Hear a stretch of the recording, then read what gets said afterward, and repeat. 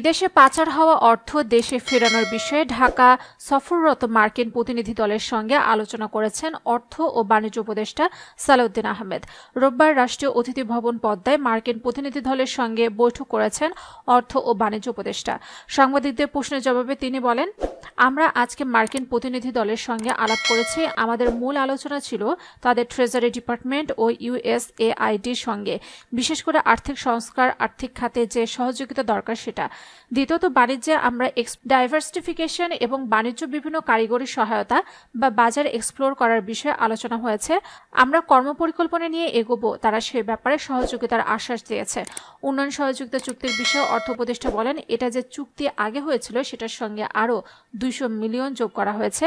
আগে যা ছিল তার সঙ্গে এটি যুক্ত হয়েছে, তার মানে আরও বাড়তি টাকা তারা দেবে। পাচার হওয়া অর্থ ফেরতে সহযোগিতা চেয়েছি কিনা জানতে চাইলে তিনি বলেন, এগুলো সব আলাপ হয়েছে, আমরা পরে বিস্তারিত আলোচনা করব। এর আগে শনিবার যুক্তরাষ্ট্রের রাজস্ব ও অর্থ দপ্তরের আন্তর্জাতিক অর্থ বিষয়ক সহকারী আন্ডার সেক্রেটারি ব্রেন্ট নেইমারের নেতৃত্বে 6 সদস্যের একটি প্রতিনিধি দল ঢাকায় আসেন। দিল্লি সফর শেষে এই প্রতিনিধি দলের সঙ্গে যোগ দিয়েছেন মার্কিন পররাষ্ট্র দপ্তরের দক্ষিণ ও মধ্য এশিয়া বিষয়ক অ্যাসিস্ট্যান্ট সেক্রেটারি জন ফ্লো।